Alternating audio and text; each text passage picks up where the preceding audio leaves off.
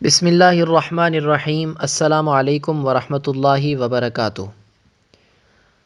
میرے محترم دوستو، آج کی ہماری اس گفتگو کا موضوع، اس گفتگو کا عنوان ہے 7 قرآنی منزلوں کی حقیقت۔ تو محترم سامعین، قرآن کریم میں 7 منزلیں ہیں جنہیں احزاب بھی کہتے ہیں، اور یوں ایک منزل کو حزب کہا جاتا ہے۔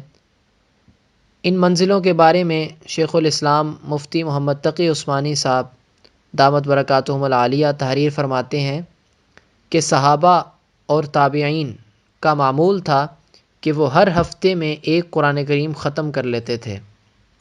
اس مقصد کے لیے انہوں نے روزانہ تلاوت کی ایک مقدار مقرر کی ہوئی تھی جسے حزب یا پھر منزل کہا جاتا ہے۔ اس طرح قرآن کریم کو کل 7 احزاب پر تقسیم کیا گیا تھا۔ حضرت اوس بن حذیفہ رضی اللہ تعالی عنہ فرماتے ہیں کہ میں نے صحابہ رضوان اللہ تعالی علیہم اجمعین سے پوچھا کہ آپ نے قرآن کے کتنے حزب بنائے ہوئے ہیں؟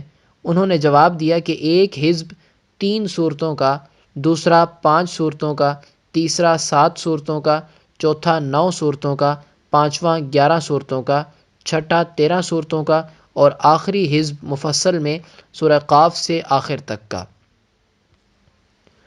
تو جو پہلی منزل میں 3 صورتیں ہیں تو اس میں سورہ فاتحہ کو بظاہر چھوٹی صورت ہونے کی وجہ سے شمار نہیں کیا گیا، اس کو بھی شمار کر لیا جائے تو یہ 4 صورتیں بن جاتی ہیں۔ پہلی منزل کی 4 صورتیں ہیں سورۃ الفاتحہ، سورۃ البقرہ، سورہ آل عمران، سورۃ النساء۔ دوسری منزل کی 5 صورتیں ہیں سورۃ المائدہ، سورۃ الانعام، سورۃ الاعراف، سورۃ الانفال، سورۃ التوبہ۔ تیسری منزل کی 7 صورتیں ہیں سورہ یونس، سورہ ہود، سورہ یوسف، سورۃ الرعد، سورہ ابراہیم، سورہ حجر اور سورۃ النحل۔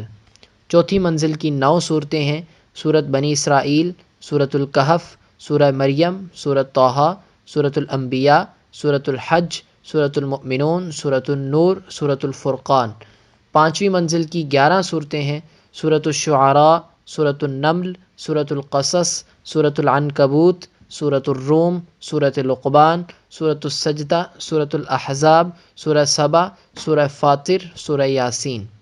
چھٹی منزل کی 13 صورتیں ہیں سورہ صافات، سورہ صاد، سورۃ الزمر، سورۃ المؤمن، سورہ حامیم السجدہ، سورۃ الشورى، سورۃ الزخرف، سورۃ الدخان، سورۃ الجاثیہ، سورۃ الاحقاف، سورہ محمد، سورۃ الفتح، سورۃ الحجرات۔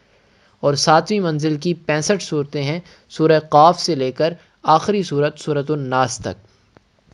اللہ تعالی ہمیں قرآن کریم کے ساتھ تعلق قائم کرنے کی اور کثرت سے تلاوت کرنے کی توفیق عطا فرمائے۔